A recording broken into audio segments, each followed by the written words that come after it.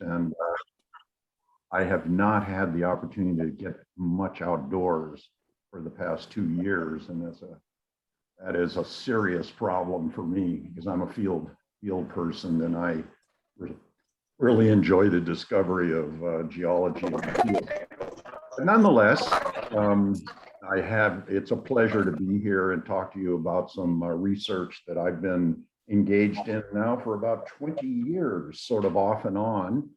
It's one of my pet projects to kind of document a very large, at least one very large outburst flood in southwestern British Columbia that we didn't really know about. I mean, you kind of think, well, there were these floods, of course, in the Western North America, and they've been very well documented in, of course, in Washington and Idaho with the Missoula floods, but we really haven't had that evidence presented before. So having worked a little bit in the Channel Scablands, I kind of was aware of the fact that it was quite likely that these floods did occur at the end of the Ice Age, and I kind of made it my mission to find the evidence for them.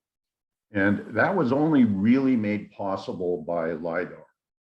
I spent much of my career basically mapping geology using aerial photographs and a little later satellite images. And only in the past 10 years or so have I had lidar imagery available to really kind of improve that mapping tremendously by an order of magnitude, I would say. And I suspect you're all pretty familiar with this tool. It's remarkable technology, and to me, it kind of is one of a countless number of examples of technology driving science. You know, it kind of does open opportunities to better understand the Earth and Earth history. And lidar basically is a pretty straightforward conceptual tool, but in actuality, to have the hardware, if you will, and the software to make it reality is quite another matter. When you think about it, you know that you're really measuring the time it takes for light, laser pulses to travel from an instrument down to the Earth or to an object close to the Earth, and then be projected back, and within space that you know precisely, exactly, and you can actually detect differences in the elevation of the ground surface of millimeters, fraction of an inch. That's completely amazing. And the neat thing about lidar, from at least a geological or a geomorphological point of view, is that you can strip away those annoying trees and you can see the bare earth much more clearly. And that itself is kind of cool. I mean, I'm not knocking forestry, because the foresters are not interested so much in the ground surface, they're interested in the canopy of the trees. But for geological purposes, we want to get rid of the trees and create this electronic image of the Earth's surface in 3 dimensions. So I'm just going to give you one example just to show you kind of what you can do with lidar. It's quite amazing. This is a site in central British Columbia, up near Prince George. And this is an area that I mapped in extensively back in the 1980s. And this is a satellite image. It's not an aerial photograph, but it basically shows the land surface with forestry cover. Some of that cover has been removed. You can see areas that have been logged, kind of a paler shade of gray here. I'm trying to find my cursor. Oh, here we go. Not showing. But anyway, you can kind of see some elements of the geology if you're got a good imagination, but not all of them. But if you strip away the forest canopy with lidar, you have a much clearer image of the Earth's surface. You can see, for example, this big meltwater channel with all its ornamentation, different surfaces at slightly different elevations.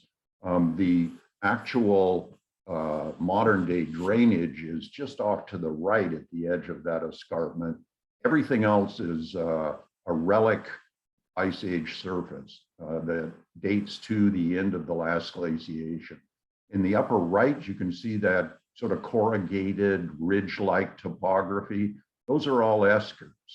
And to the left, you can see the streamlined topography that records the direction that the ice sheet flowed across this area. Those are flutings or drumlins, well, flutings really. So the added value from, kind of an interpretation of Earth history of having lidar is just incredible. And my only regret as a geologist that I didn't have this tool 50 years ago when I started my career, that I had to wait to kind of the end of my career to really use it effectively. But nonetheless, this is a key element of this story.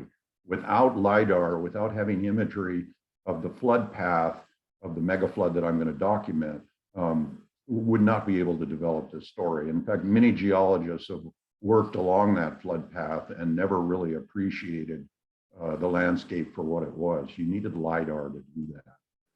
So this whole story begins at the end of the ice ages.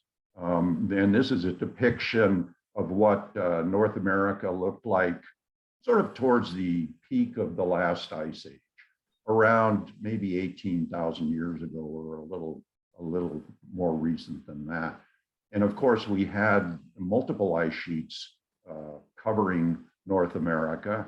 We had the Greenland ice sheet, which is the only extant ice sheet in the Northern Hemisphere. There was a small ice sheet between the Greenland ice sheet and the Laurentide ice sheet called the Inuitian ice sheet. The Laurentide ice sheet was the big bully on the block, if you will. It was by far and away the largest ice sheet in North America, and I'm pretty sure the largest on Earth during the Pleistocene, during the ice ages. And then off to the west, and it's sort of my playground, is the area of the Cordilleran ice sheet. Now, this kind of looks small when you see it on this image of North America, but in fact, it's well over 1,000 kilometers long, many hundreds of kilometers wide. It coalesced with really an ice cap or an ice sheet in Alaska, and it extended out onto the continental shelf, and of course, as you know, down into the northwestern US. So it was a big ice sheet. And it was a complex ice sheet. It differed from the Laurentide ice sheet because it sat on topography. It sat on an area of high relief with mountains, uplands, lowlands. And that resulted in a very complex pattern of ice flow. It resulted in that pattern of ice flow shifting over thousands of years as the ice sheet grew and decayed, that make it a little more complex than the story that you would assume for, say, the Laurentide ice sheet, which in large part was seated on an area of lower relief, lower topography. So I want to kind of develop this story of the megaflood in BC in two chapters. And the first dates to the time that a student of mine, a PhD student of mine, was taking ocean drilling program cores from Saanich Inlet. Now, if you don't know where Saanich Inlet is, it's the southernmost fjord in northwestern North America. It is on Vancouver Island, kind of isolated from the Salish Sea, and of course from the Pacific Ocean to the west. And back around the turn of the millennium, there was a program to obtain cores of the sediment fill in Saanich Inlet. So they brought this big ship in, the Joides Explorer, and they acquired cores at two sites in Saanich Inlet. You can see where Victoria is to give you some location here. And there were multiple cores taken at both of those sites in water depths of about 200 meters. And these were long cores. They were up to 70 or 80 meters in length. They penetrated a very thick post-glacial sequence, which is here shown in gray in these core logs, and extended down into glacial marine sediments that we know were deposited at the end of the last glaciation. And my student, Andre Blais-Stevens, basically documented the stratigraphy in these cores, particularly, well, the whole sequence, but there was a focus on the lower parts of the cores above the glacial marine sediments. And you can see here the radiocarbon ages on shells and wood that were obtained from these cores. The interesting thing is nearly the entire sequence above the glacial marine are organic muds. They're rather tedious, boring organic muds. But there are right at the bottom, near the bottom, at around 11,000 years, radiocarbon years ago, one or two thin, relatively thin, beds of very different material, a material that is a gray clay that you can immediately recognize as appearing differently from the organic muds that dominate the sediment fill in the inlet. And so this it caught Andre's eyes, and she wondered what the heck these beds were. And here's an example of this gray bed, one of the gray beds, two gray beds in one of those cores. And you can see just visually how different it looks in that left image. And in the right image, it kind of extends through a greater thickness of sediment, but it has a very sharp bed and comprises sort of this gray mud. Well, it turned out when you look at it in more detail, it is extremely different from the overlying sediments, because it is the only bed in the sequence that is loaded with tertiary and upper Cretaceous pollen and spores. And these are examples of some of those exotic microfossils that came from these cores. And it's interesting, these are definitely tertiary extinct plants, and mainly trees and ferns, things like oak, carya, elm, things that at that time in the tertiary lived much farther north out of their present range. Sort of a vegetation sequence that you might find today down in the southern US, southeastern US. So these have clearly come from somewhere outside Saanich Inlet. And the interesting thing is that they could not have come from Vancouver Island. Now, Saanich Inlet is on Vancouver Island, and the source area for rocks that are of tertiary age, sedimentary rocks in British Columbia, well, in southwestern British Columbia and northwestern Washington, is shown here in the darker gray pattern. And it's on the mainland. It extends from Vancouver down to the Bellingham area, or a little bit farther south. And it's that area. So those microfossils that are so common within that anomalous gray bed appear to have somehow come from the Fraser Lowland, Puget Lowland area across what presumably was the Strait of Georgia at the time and entered Saanich Inlet. So we proposed back in 2003 in a paper that they were carried across the Strait of Georgia and into Saanich Inlet by a large flood. The only one or two that have occurred during the past 12 or 13,000 years. There are no other beds of similar character in the entire post-glacial sequence, aside from the ones that we focused on here. So that got me thinking. Now, this was basically back in 2003. It's almost 20 years ago. And it always bothered me at the time because we didn't really tell the full story. We assumed that they were carried by a large flood, but we had no other information other than it probably crossed the Fraser Lowland. And so I kind of sat on that and I pondered it and got involved in other projects, but it always kind of bugged me that we didn't really have the full story. And then lidar came along, and that provided the stimulus or the impetus for me to pick this story up back about 5 years ago. And so that takes us to where this flood came from. And this is largely well, it's partly the result of my many, many years of mapping in British Columbia to recognize what would be probable sources, but I was only able to document when I could switch from air photos and satellite images to lidar imagery, because we now have lidar imagery for not all, but a good part of British Columbia. So I'm going to switch now to the lake that basically is a source of this flood. And this is a little different from the Missoula story, because this is a lake within the former footprint of the ice sheet. It's not Lake Missoula, which sat at the edge of the ice sheet in unglaciated terrain. So I'm just going to walk you through how these ice sheets disappeared. You know, when we approached the end of the Pleistocene, climate began to flicker, went from kind of warm, fairly warm conditions back to glacial conditions.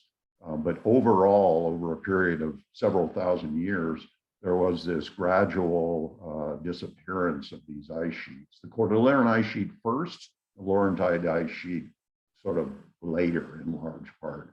So I'm going to walk you through just a map pattern of how the Cordilleran ice sheet disappeared. This is close to the time of the maximum, the glacial maximum, at around 17 or 18,000 years ago. And then we can go down to 15,000 years ago, and you can see that the two ice sheets are separating, and lakes are beginning to form at the margin of the Laurentide ice sheet. And bear in mind that the drainage from British Columbia across the interior plains is towards Hudson Bay. So as that ice sheet was retreating to the east, it was impounding water along all the rivers that would normally drain towards Hudson Bay. And so very large lakes formed as a result of that. And about this time, we also see thinning of the ice sheets. So the highlands, not the super high, glaciarized mountains, but the highlands were beginning to appear above the surface of the ice sheet. And then 14,000 years ago, we have full separation of the two ice sheets. The Cordilleran ice sheet is beginning to stagnate, actually. It's getting so thin that it's beginning to, at least locally, stagnate over interior valleys. 13,000, it's a little more advanced. We're beginning to get actual glacier marginal lakes in southern British Columbia. I show you Glacier Lake Merritt, documented by Bob Fulton of the Geological Survey, is shown at the bottom of that image. And you can see that these uplands that are ice-free are becoming quite common, becoming way more common. And then by 11,000, basically ice was little more extensive than it was today. So there's a big jump between about 13,000 years ago and 11,000 years ago. The Laurentide ice sheet stuck around for quite a bit longer. It actually existed in a diminished form until about 6,000 years ago over Labrador. But, things were pretty balmy in British Columbia and in Washington State by 11,000 years ago. And so I am really interested in that transition between the glacial environment and the interglacial environment. And what we find in British Columbia is that almost all our big interior valleys were sites of glacier dammed lakes as the ice sheet was disintegrating. There still were dams of stagnant or dying ice in place, but there were large tracts of impounded water, muddy water throughout the British Columbia interior. And I'm a great believer in analogs and examples. So this is a modern example of what I think our interior valleys in British Columbia look like. This is just north of Glacier Bay, just north of Grand Pacific and Melbourne glaciers, where an ice dam lake has developed in the past 50 years and grown to some 20 kilometers in length. And the glaciers that are impounding it are falling apart. You can see here the debris charged bergs of ice that are present within this glacier dam lake. And you can imagine that sediment is being deposited on the floor of the lake, probably largely silts and sands. And so this is a kind of an analog for what was going on in our interior valleys. And we have a very excellent record of that, that phase of the glacial transition. This is an example of dissected glacial lacustrine sediments along the South Thompson River east of Kamloops in southern British Columbia. Large amounts of sediment, tens of meters of glacial lacustrine silt and sand accumulated on the valley floor during these ephemeral lakes, in these ephemeral lakes. And of course, since then, the modern drainage has been established and the rivers have dissected those former valley fills. So we have this wonderful record of sedimentation and then erosion and dissection. Okay, so the largest of these lakes here shown by this blue tinted pattern is what we call Glacial Lake Fraser. And it occupied the Fraser River Valley from Williams Lake, which you can see there just off to the right of the word Glacier Dam, north about 200 kilometers past Prince George, westward past Vanderhoof along the Berkeley River, and up through the Rocky Mountain Trench all the way to the Robson Valley to almost the source of the Fraser River in the Rocky Mountains. This was a monster of a lake. I mean, I guess monster is all relative. It wasn't as big as Glacial Lake Missoula, but it held a tremendous amount of water. And there's a beautiful record of this lake that we can see in the landscape. And this is just one example of how lidar can enlighten the story. So this is at Prince George, and the area, it's colored according to elevation. So just to the right, the blue pattern is the footprint of the city of Prince George. And it borders a higher area shown in green, progressively in green, orange, and red patterns, where you can see the drumlins that record the time when the last ice sheet covered this area. And ice flow in this area was from the lower left to the upper right, producing that beautiful sculpting in till. But superimposed on that, ornamenting that, are these flights of beaches that are shown here by these thin red lines. Beautiful beaches that formed along the margin, the shoreline of Glacial Lake Fraser when it occupied this part of the Fraser River Valley. Just gorgeous in my mind. I never cease to be brought to tears almost seeing these things. And then this is in the Robson Valley where the Fraser River flows in the Rocky Mountain Trench. And again, you can see in this sort of enhanced, color enhanced lidar image, the shorelines, the benches that record the former lake that occupied the valley. They look remarkably similar to those along the shores of Glacial Lake Missoula, you know, say in Montana. But anyway, and sort of part of that, of course, are the lacustrine sediments that were deposited in Glacial Lake Fraser. So again, this is in the area of the Rocky Mountain Trench. The Fraser River is the river down at the bottom of the image. And those are all glacial lacustrine sediments. They're bedded silts and sands that were deposited in that ephemeral glacial lake, a remarkable thickness of sediment that accumulated in a very short period of time.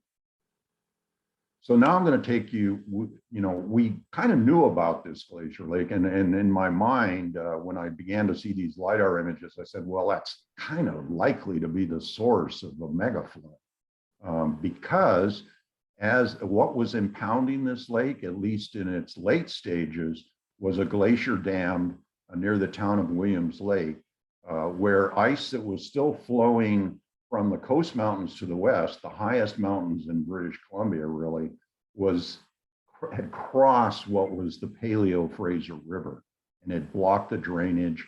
So as this ice-free area to the north as it became ice-free, the drainage was blocked and a lake formed behind that ice dam.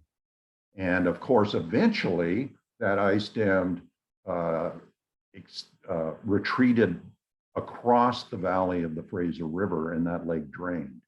Or the ice dam failed before the actual ice front retreated west of the river. We're still not sure about that, whether it actually was a breakout flood due to the mechanical collapse of the ice dam, or whether it was a subglacial flood like you see in the case of many modern examples of glacier lake outburst floods. So that's work that still needs to be done.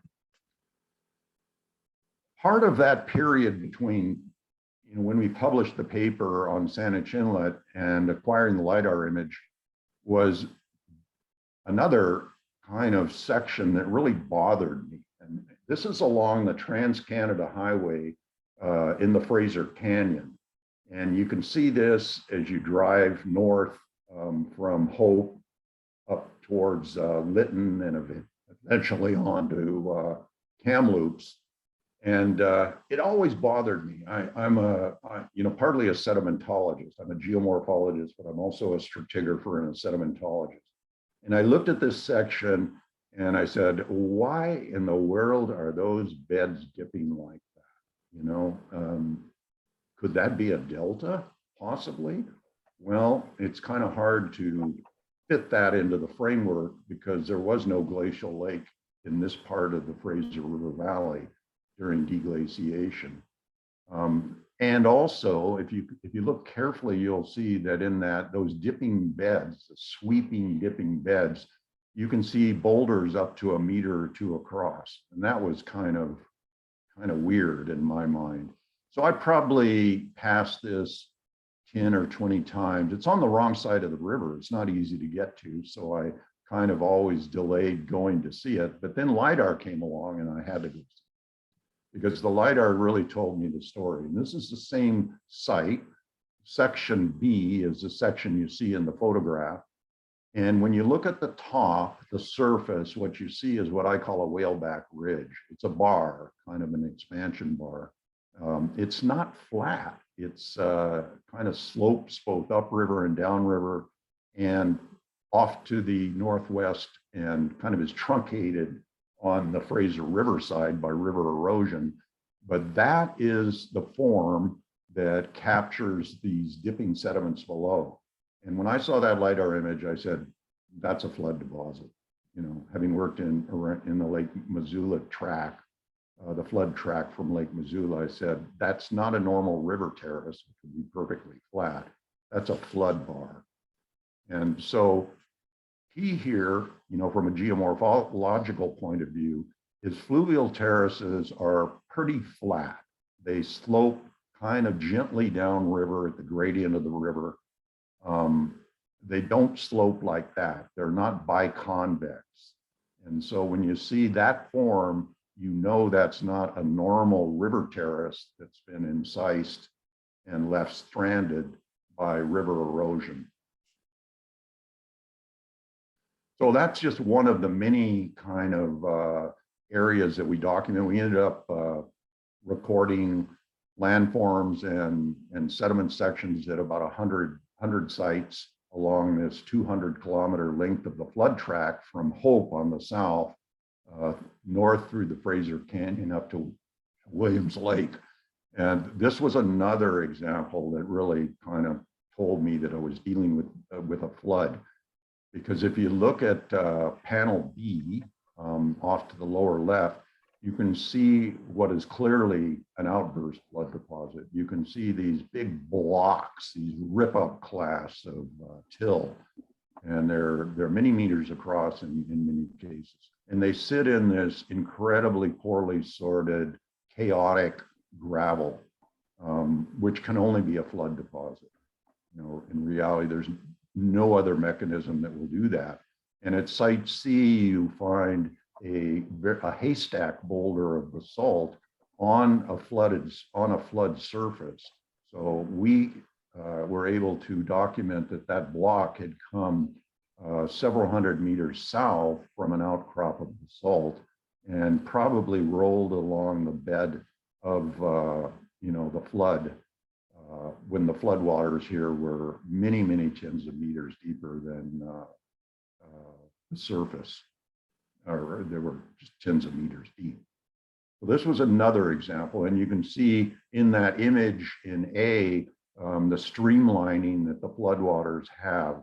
Whether it was a product that was a product of one flood or two, we're not sure. I mean, it's possible the floodwaters produce both deposition and erosion at the same time because of their nature and the fact that you had a carpet of sediment being transported at the base of the floodwaters.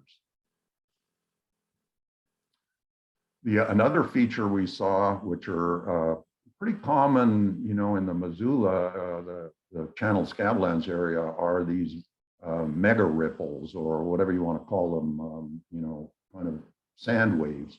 And this is an example from south of Lytton, near the Stein River in the Fraser Canyon. So it's south of the area that we just looked at, a little bit south. And you can see on a terrace high above the Fraser River, this kind of rippled surface that looks like, they look like ripple marks. And the problem is they're not sand, they're not even gravel. They're rounded boulders up to about a meter across, as you can see in the image at the lower right. So we explain these as being a product of the flood. Floodwaters, many tens of meters deep here, basically exerting a force on the bed of the terrace that produced this rippling type form. And what really struck me at first was that we get these mega ripples above the Glacier Dam. They're not all just down valley of the Glacier Dam. Some of them sit on terraces within the basin of Glacial Lake Fraser. So this is a site where we get ripples, mega ripples, you can see the scale there, above the Glacier Dam, which was some 20 kilometers to the south. So that indicates that the lake waters had to escape at a fairly high velocity in order to mobilize the bed and produce those forms. And I had trouble getting people to accept that this was possible, but I just also happened to work back in the late 70s and early 80s within the basin of a more recent glacier dam lake called Glacial Lake Alsac, which was dammed by Lowell Glacier at the lower left. And it's a contemporary glacier that flows out of the highest part of the St. Elias Mountains. And during the Little Ice Age, that glacier extended across the Alsac River Valley at the lower left and impounded a lake that extended up to 200 kilometers north, west, and east into what is now a populated area. If you ever go to the Yukon, Haines Junction sat along the shoreline of a mid-1800s glacier dammed lake. And that lake also drained catastrophically, probably mechanically collapsed, because just upstream of that glacier dam, again, in the basin of the lake itself, not downstream, you find these wonderful mega ripples.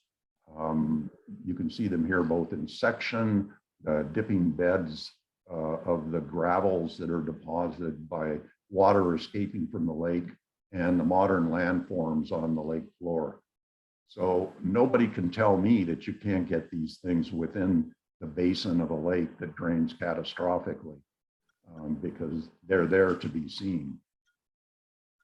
So moving further down the valley to the area of Yale, which is north of Hope, if you know our geography.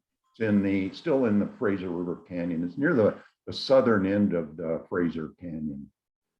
Again, geologists have worked in this area for decades, and they never realized what they were looking at, because they couldn't see it in air photos, were these outburst flood forms. This whaleback ridge, which sits about 70 meters above the town of Yale and is festooned with large boulders that were transported by floodwaters.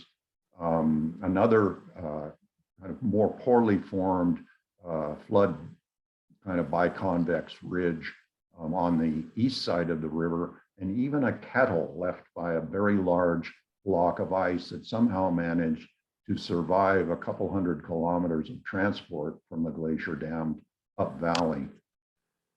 So a kind of a remarkable landscape that's been incised, of course, by the modern Fraser River. So all these are kind of high and dry features of a former flood. And these ridges are underlain by material like this. These biconvex ridges are underlain by big boulders that had to have been transported by the floodwaters. And as I'll come to in a moment, provided us an opportunity to date the floods, because we were able to obtain surface exposure ages, beryllium 10 ages on some of the boulders that gave us a hint as to what the age of the flood was. And then finally, this flood left the Fraser Canyon, swung to the west past Hope, and extended out into the Fraser Valley between northern Washington and the Coast Mountains of British Columbia. And there was a beautiful exposure at one time, no longer there, of a site west of Hope, where you can see what I think is, I can't definitively prove it, but I think are dipping flood beds from, dipping beds of sand and gravel from this outburst flood that sit about, as I recall, 30 meters, 100 feet above the modern Fraser River. And you can see there how wide that flood track would have to be. In the upper image, the photo in B was taken from that site B, or is from that site B. And so the waters there would have to be, 30 meters deep and flowing through a width of almost 200 meters. So it gives you some sense for, if you use any sort of plausible velocity for the flood, gives you very high peak discharge estimates. Mm-hmm. And then farther west, very close to Vancouver, and the map there shows you where this image is. This is a satellite image east of Vancouver. And we've known about this ridgy topography near the town of Fort Langley for a long time. And in fact, in the 2003 paper that Andre Blais-Stevens wrote, we argued that these may be flood ridges. These may be a product of erosion. They occur in glacial marine sediments that are very well dated to the end of the last glaciation, and they've been eroded by some process to create the elongate forms. However, we never really could document that fully. The other possibility is they might be glacial flutings. That was the other possibility. But when we got lidar, we could see exactly what they were. They, in fact, are flood scoured forms. Fort Langley there sits below that surface of glacial marine sediments. It looks like it's elevated, but that's an old meander cutoff of the Fraser River. And the glacial marine sediments just to the west of Fort Langley are streamlined. They're beautifully streamlined. And it turns out that there's a very similar tract of sculpting on the Washington side of the border near Linden, Washington. I've misspelled Linden in that figure there. But part of the flood, it bifurcated around Sumas Mountain, which is just north of that arrow that you see at the border. The flood bifurcated and followed the lowest portions of the topography, one kind of arm of the flood passed down through Fort Langley and created the scoured surfaces you see there. The other part flowed into the Bellingham Bay area along another lower portion of the flood path. The C and D show the topography along that transect. The floodwaters would logically follow those paths. And so we there have a very good sense for what the peak discharge was, because we can document the topography fairly well. And we know the width of flow along both those arms of the flood. So what is the age of the flood? Well, we have more than two. We have two primary lines of evidence. One are the dates that we obtained from the Saanich Inlet cores, and they're shown by the horizontal black bars. And what shell above means is that it was a dated marine shell above the flood bed. In where it says shell between, we had a date between two separate flood beds, and below means the material that was dated was actually just below the flood bed. We tried to bracket that the flood beds as best we could. You can see that the calibrated radiocarbon ages come out around 11 to 12,000 years. And as I mentioned, we also got beryllium 10 ages on boulders. Now that's always a risky proposition, because you don't know that the surface of the boulders was actually had a zero age at the time they were deposited. So we took a chance, but we did get consistent results that are in that 11 to 12,000 year range. A little bit of difference among the ages at the three sites. And we dated 3 boulders at each of the 3 sites. I would have loved to have dated a whole bunch more, but at $2,000 a pop and kind of on an academic's research budget, that wasn't possible. So there's plenty of opportunity for refining that chronology.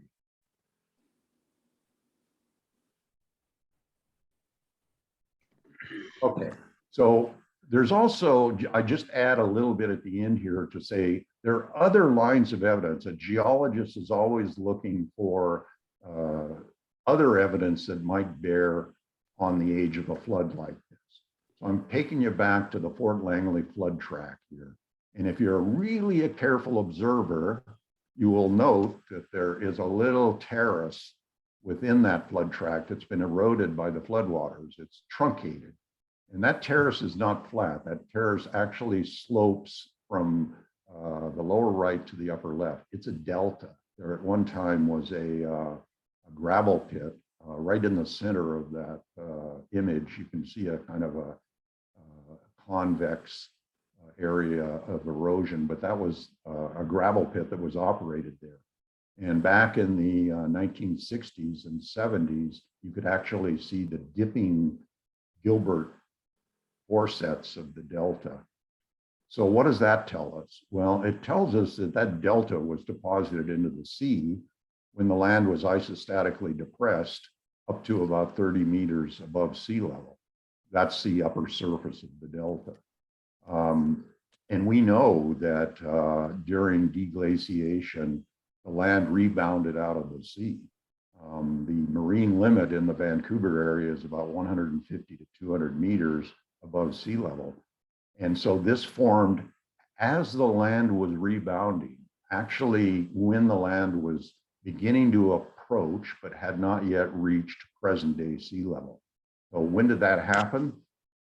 Well, I have my hands in a lot of different things.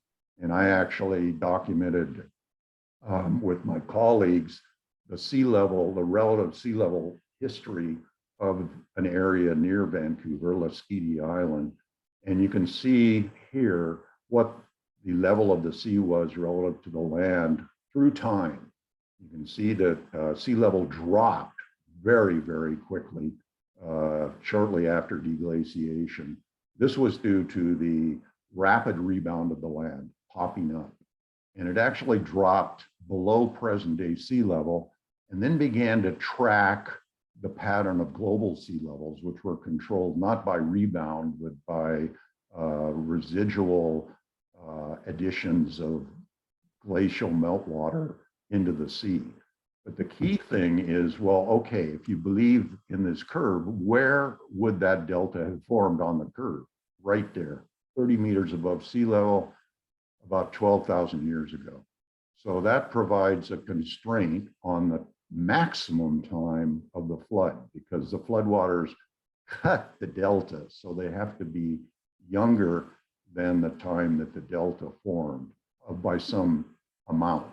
Probably not much, as it turns out, based on the other control we have. So that was a neat kind of confirmation that we're in the right ballpark.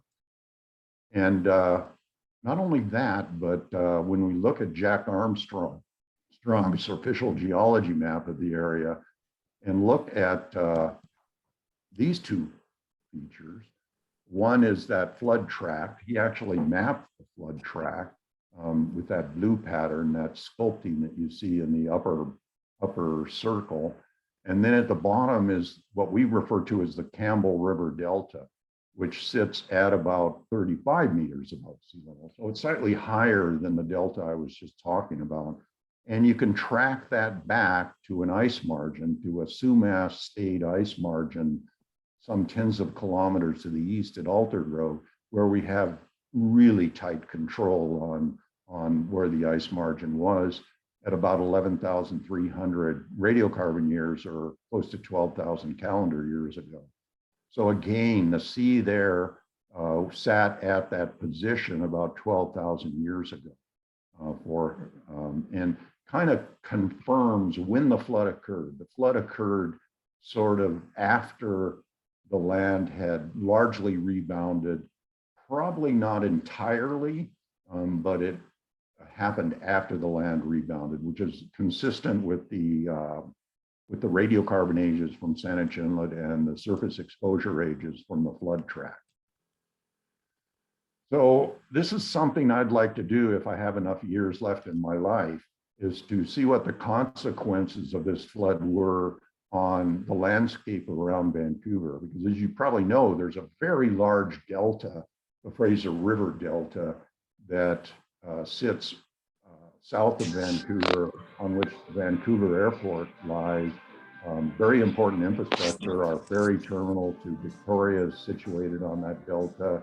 The largest export container facility, Delta Port, in Canada is on that surface. And that surface is younger than about 10,000 years. It's very, very young. It's the youngest feature in the landscape. And my feeling is that this flood actually deposited so much sediment along its path that it probably created something close to the platform on which that surface sits. Unappreciated by geologists, but probably very important element in the late glacial and early post-glacial history of the Vancouver area. And then finally, because I love archaeology along with so many other things, you're probably aware of this. I'm sure there's some archaeologists listening in here, but recently archaeologists found this remarkable site on Calvert Island, which is on the central BC coast, of human footprints that are basically situated near the present shoreline. You can look out over open water from this site, and they carefully excavated these footprints and found beneath them, smashed needles and plant detritus that human beings pushed into the sediment, and obtained radiocarbon ages on those that go back to about 13,500 years ago. This predates the flood. So people were living at the margin of the ice sheet, maybe shortly after the ice sheet left the mainland coast, almost immediately as land became available. And this may not be a surprise much anymore, because you have Paisley Caves in Oregon, where there are well-dated artifacts that date back to 14,000 or more. And then recently, this remarkable discovery down in New Mexico of human footprints that date to perhaps 20 or 20,000 years or more. But my point is, there were people there when that flood occurred. And to me, that's stellar. You know, I mean, probably they were swept away by the flood, but they certainly saw it, you know, and I would love to be a fly on a wall to see a flood like that. And to me, it's totally remarkable that people were there to see this incredible event. So that's kind of about all I have to say on the topic. There's lots, I think, that can be done further. I just completed this study about 2 years ago. And when I can get out of quarantine, so to speak, I've got many things I want to look at in the Fraser Valley and the Fraser Canyon. So I'm going to close there and open it to any questions you might have. And I happen to be a big fan of geological cartoons. So if anyone has geological cartoons, particularly Gary Larson cartoons, he's my favorite. He has my personality, or I have his personality. I just love his wicked sense of humor. And I've included one of those in my final slide. So thank you very much for your attention. Thank you so much. That was great. Does anyone have any questions?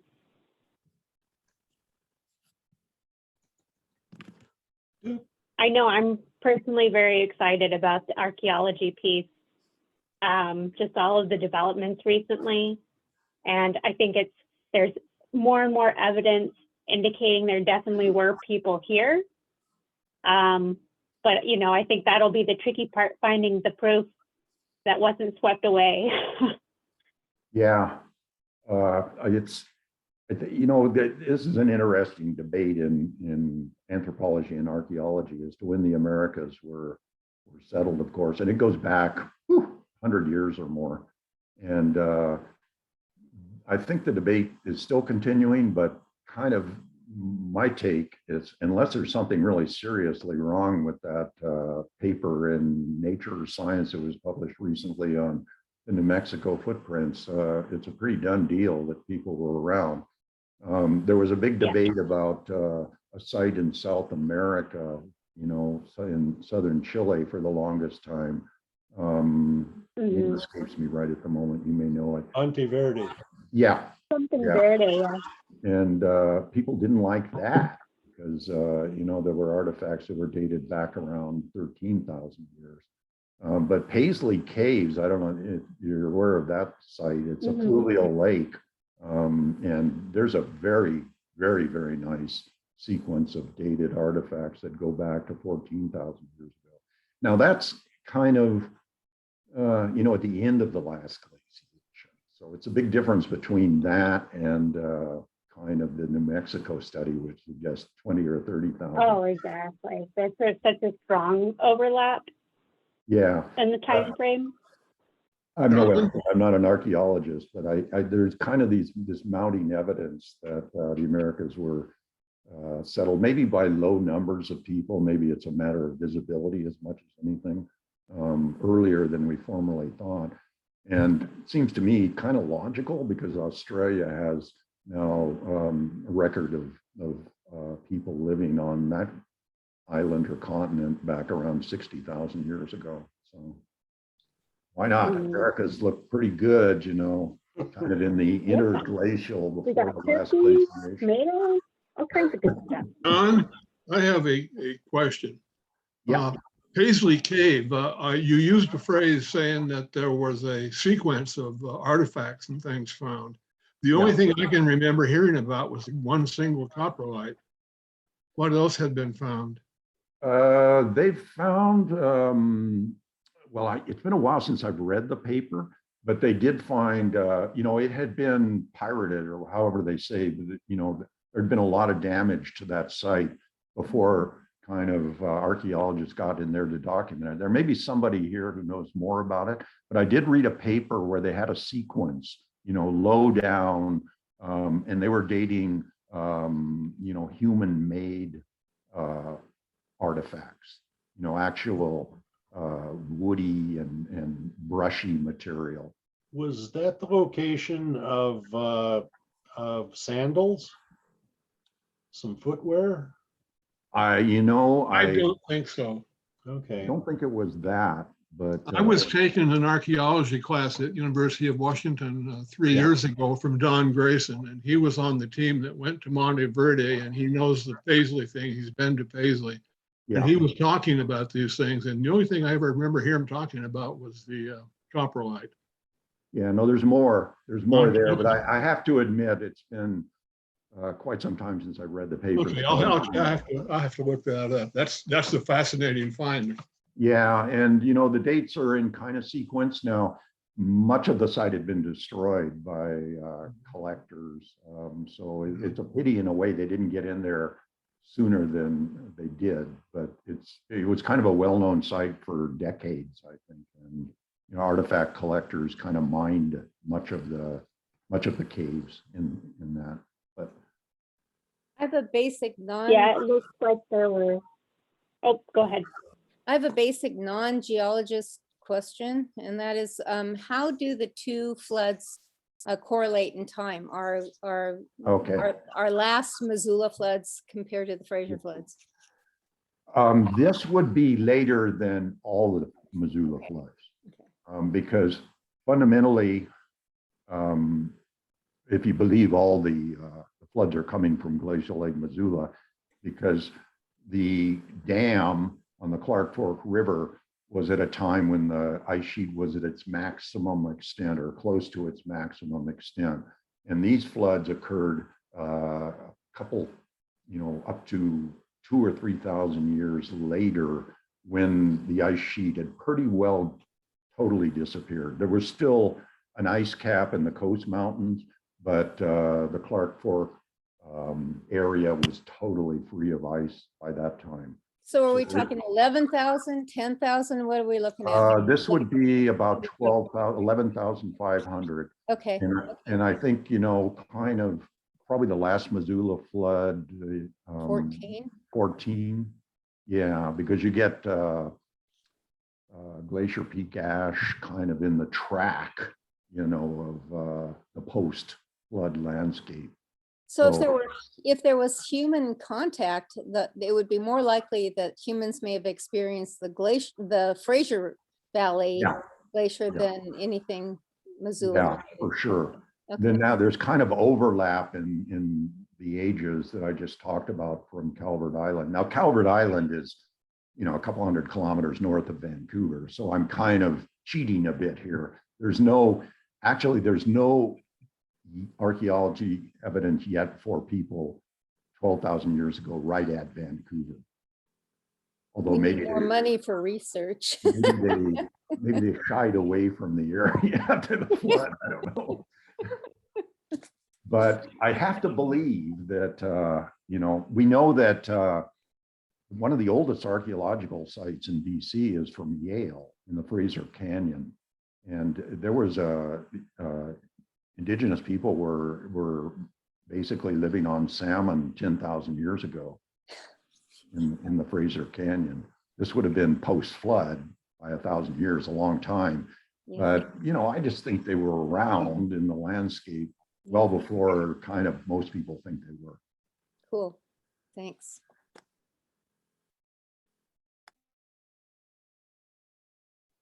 Was it hard to get lidar for your areas? When we did this, it wasn't publicly available. One of my co-authors flew the lidar. Now there's kind of more available lidar.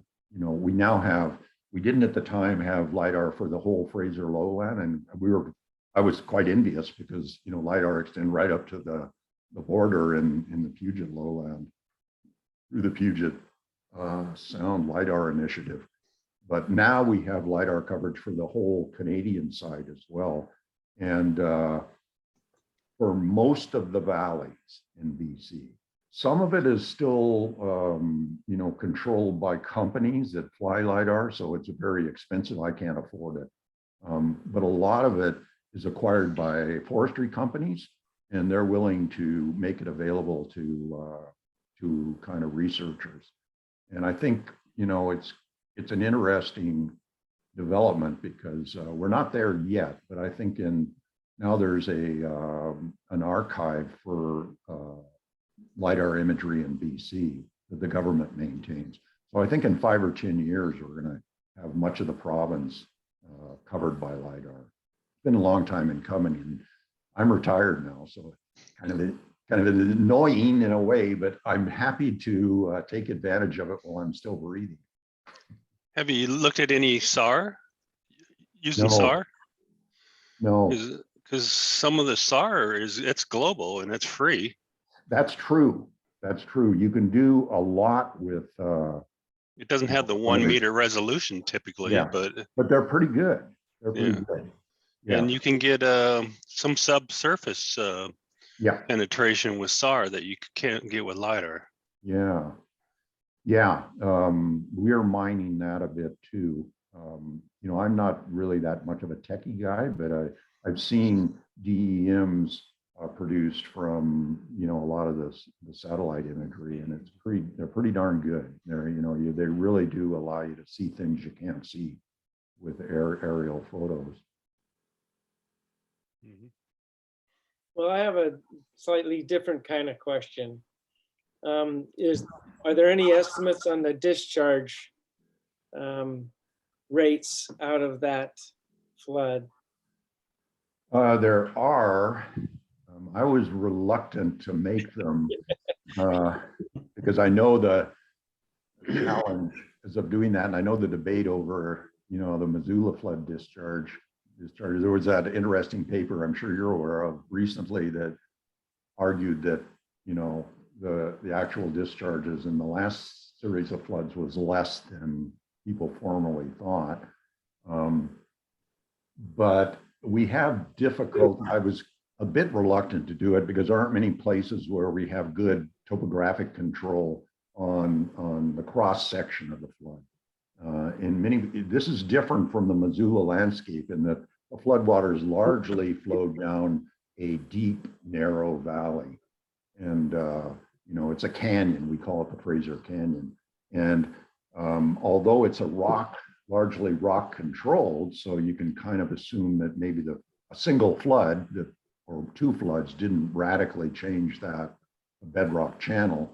The upper limit of the flood is poorly constrained. We can take it up to a certain level, but we don't know whether it was deeper than we can assume. So that kind of created too much uncertainty for me to stomach and to actually to report in this paper. However, one of my co-authors has since published another paper in which he actually makes estimates of the discharge. There's a second paper that came out in Geomorphology that documents liquefaction produced landforms related to the drawdown of the lake, where you have deltas comprising sand, saturated sand. The drawdown was so rapid that it produced large-scale liquefaction that channeled the landscape and produced some beautiful channel amphitheater forms. And to his credit, that's something, you know, I was kind of aware of, but never thought had formed in that way. But in that paper, he kind of tries to document the rate at which the lake fell.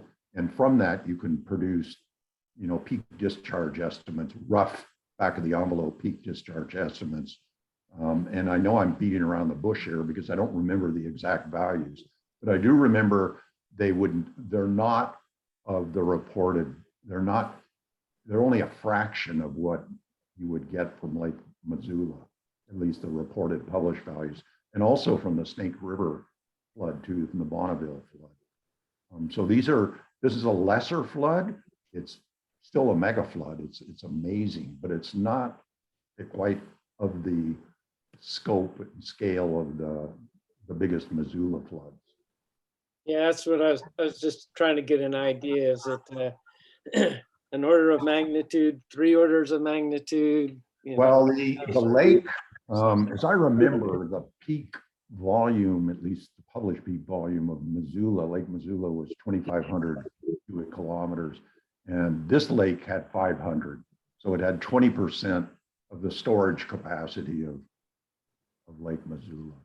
So, you know, kind of back of the envelope, probably 10 to 20% of the size of the big Missoula floods.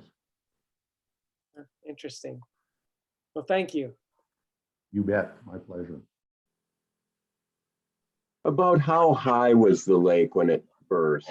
Do you have any idea? Yeah, you mean in elevation wise or deep or? I was thinking depth wise, just a relative Yeah, height. at the Glacier Dam, it would have probably been about 200 meters deep. And we know the highest surface elevation of the lake because, as I mentioned in that image around Prince George, we've mapped out the shorelines around the entire basin. It's a big, big area, but we now have a map of all the shorelines. The shorelines are confined to an elevation band from about, I think it's about 808 meters elevation, 2,600 feet down to maybe 100 feet below that. And then below that elevation, there are no shorelines. So we think the shorelines record the gradual lowering of the lake as the Glacier Dam was weakening. And then bingo, you know, the lake decided to drain in a matter of a week or so, and no shorelines formed below that elevation. So that gives us the upper limit of the lake at around, should have done my homework, I would say 740 meters, which is 2,300 feet. And it was about 500 or 600 feet deep at the Glacier Dam. And had a length, it was a big lake. It had a length of, if you track it from Williams Lake, where the dam was, all the way up through Prince George and around into the Rocky Mountain Trench, that's like 300 or 400 kilometers of, you know, big 200 miles. Sorry, I'm metrified. I don't know, maybe a lot of you are not.